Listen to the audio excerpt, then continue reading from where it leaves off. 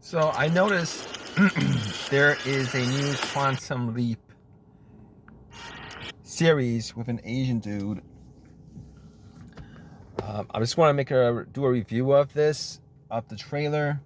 Now, I was around when the original Quantum Leap was on TV. It was an okay show. I watched it every now and then. Wasn't like a huge fan of it. I know it starred Scott Bakula and another guy, but I actually caught this. I actually caught this on YouTube. This show right here, the trailer for this show, it came up when I was scrolling through videos, and I was very surprised that they actually the star of this show is actually an Asian guy. Well, surprised and not surprised. Surprised and not surprised. All right. Maybe like 5 years back, I would just be absolutely surprised. But we're in 2022. All right. Ever since the whole Me Too movement and the rise of social media, the rise of SJWs, etc., Hollywood has essentially been strong-armed, and I don't understate this, strong-armed to being fair towards everybody else besides blacks, whites, and Jews.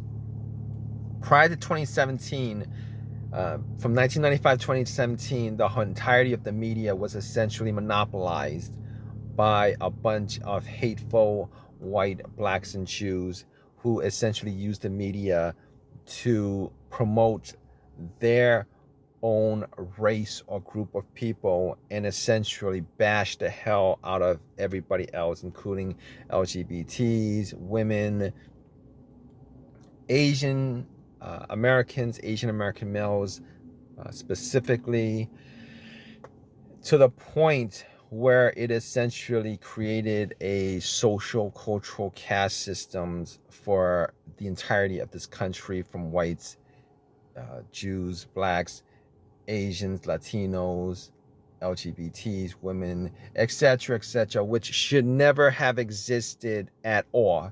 Should never have existed at all. So for me to talk about something like this, it's essentially, it hasn't been a progression of how people view Asian Americans as much as it is a result of SJWs, social media, even the Me Too movement that have actually kept the media, the U.S. media, to be fair about the casting choices that they make of Latino Americans, Asian Americans, women, of everybody else, essentially, that got sidelined or sidestepped or got denigrated for the last 25 years up into 2017. And this is a really important thing as far as this is concerned with castings of people who aren't black, white, or Jewish in the industry. I've always said that 1995 to 2017, Hollywood essentially committed one of the greatest hate crimes against Asian Americans. One of the hate crimes, period. Cultural hate crimes, social hate crimes. It's one of the biggest hate crimes in all of the history of this country, maybe even the world, because essentially they use the media as a branding machine, of a positive branding machine for them, and essentially a negative branding machine for Asian Americans, Latino Americans, women's groups, etc., and everybody else. All right. I've always said that there was a part Asian American Superman. He was obviously part Asian American in 1993 on network TV, where there was maybe like 3 or 4 channels of network TV at 9 o'clock on a Thursday night or Wednesday night or Tuesday night or whatever, there was a part Asian American Superman on TV. I don't even think they could even do a casting like that in 2022 with a part Asian American Superman, even with the whole social justice warrior climate that we have, the whole social media climate like that we have. I don't even know if they would be able to cast a part Asian American Superman on network TV or in a series without the blacks having complaints about it, or even the Jews having complaints about it, even the whites having complaints about it. So it kind of tells you how the whole Asian American image has essentially taken a hit. You know, they were more open to an Asian American being cast as a part Asian Superman 30 years ago, 35 years ago, than they are now in 2022, which is a huge step backwards. I've always said that the blacks, the whites, and the Jews, essentially during that whole the whole couple of decades, essentially conspired to destroy the Asian American image for a good 25 years. It's one of the biggest hate crimes that have not been acknowledged by the media, obviously, because the media doesn't want to acknowledge something like that. And I thank God every day for the whole LGBT community. I thank God every day for women's rights groups. I thank God every day for fat positive groups. I thank God every day for Latino Americans, the number of Latino Americans coming into this country. I thank God every day for all these groups that were on the fringes, that were put in the fringes for a good 25 years. Because in this game, all right, in this game, your enemies are your friends. And I've always said that there was a proxy race war that occurred for a good 25 years. A proxy race war that existed in the media that influenced the whole social construct for a good 25 to 30 for the last 25 years, and that was essentially that was actually not put a stop to, but it slowed that down after 2017, basically because of social media, LGBT civil rights groups, women's civil rights groups, Latino civil rights groups, and people speaking out about this. All right. So basically, I'm glad that this show that they're able to put an Asian American in one of the bigger series on a network TV. It doesn't actually show how far this country has come in as much as it actually show how far that these producers, these casting agencies, these heads of the media have pretty much been forced to be inclusive of non-stereotypical, non-racist Asian Americans, particularly Asian American males, etc., etc. Prior to 2017, prior to being part Asian Superman, I know I lived through this period. There was a show Saturday mornings with a Filipino male, and he was a A-type Filipino male who spoke perfect English. 21 Jump Street had Dustin Nguyen, who spoke perfect English, a good-looking guy. Barney Miller had an Asian American who spoke perfect English. Even with shows that were considered racist, like 16 Candles with that Asian guy, Giddy Watanabe or whatever, he actually got the thick German white chick in that movie, even with all the racist undertones of that movie. Prince of Darkness had at least 2 Asian American male characters who spoke perfect English. The list on this, as far as as far as the Asian American context of how it got of how this country was able to accept an Asian American male, part Asian American Superman male, and probably peaked at that point because of decades and decades and decades of positive imagery of Asian Americans. Even though there were some stereotypical undertones to it,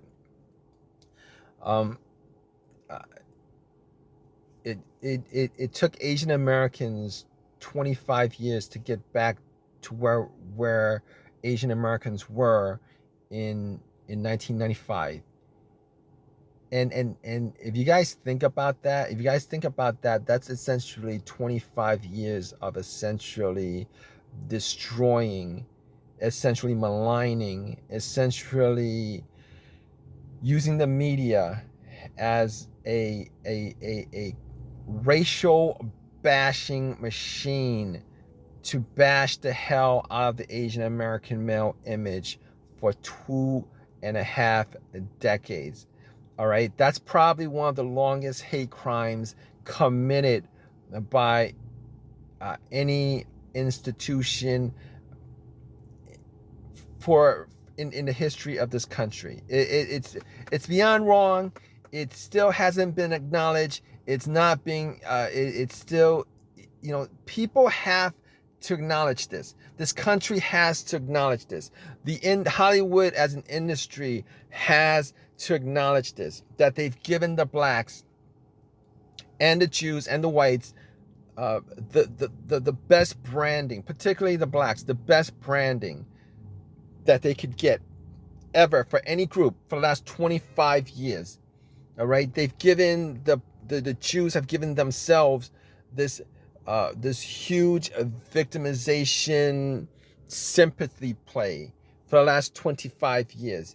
Even though neither of these groups are in any are the biggest victims in this country, that title actually goes to the Native Americans of this country who are still living on reservations, who have not gotten their country back, and the media in that context was used in the most selfish, racist, terroristic way possible to promote a positive agenda for certain groups and a negative agenda for other groups. How did I get here? This can't be right. By the way, if you guys haven't subbed, please sub, please subscribe, please. Ben! We've been trying to find you for hours. Give a thumbs up. You don't remember me. I don't remember. Also, I just want to say that the guy is a pretty decent looking guy. He's not a stereotypical looking guy. The way the blacks and the Jews promote the whole casting of their own people, and the whites too, is that they get the tallest, best looking 1% type of their own people to represent the other 99% of the fuckliest of the fuckly people. That's what they do. They get models, they get athlete types. Have you seen the average black person in the ghetto? Have you seen the average Jewish person? Have you seen the average white person? They're average at best. These people over the last 25 years have gone the 1% of the best looking to represent them. But when it comes to Asian Americans, Latino Americans, Indian Americans, Arab Americans, what have you, when they're casting for those roles, particularly the males, they get the shortest, most ugly to average looking people they can get to for those roles. I'm talking about previous to 2017, from 1995 to 2017. Well, this is what they did. This is part of how they committed this hate crime. All right, and if you're any other group besides white, blacks, and Jews who want to promote your own race, particularly in the media, do what they do when you're casting for these movies, the shows, etc., etc. Make sure they cast the 1% of the tallest Asian Americans, Indian Americans, Latino Americans, etc., etc. Make sure they cast, you know, because essentially what happens is it's more than just a show. It's more than just a movie. It's more than just an advertisement. This is essentially racial branding. This is essentially racial branding. All right. It's like how Coke brands their product. It's essentially how Apple brands their product. It's essentially how every other, company brands their product.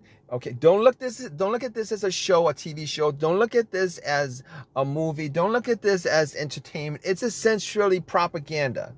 It's essentially just propaganda. All right? It's essentially a racial, a cultural, social race war. That's the way it needs to be looked at, because they've been doing this for 2.5 decades now. Or anything. Nick, what the hell are you doing? Get the van! I'm a hologram from the future. We gotta go now! I'll explain everything later. Just get in the van. What do I do? What do? You're the getaway man! Get us! So, as far as this trailer is concerned, All right, put it in. as far as this movie is concerned, this trailer for the show is concerned, I really hope it does well.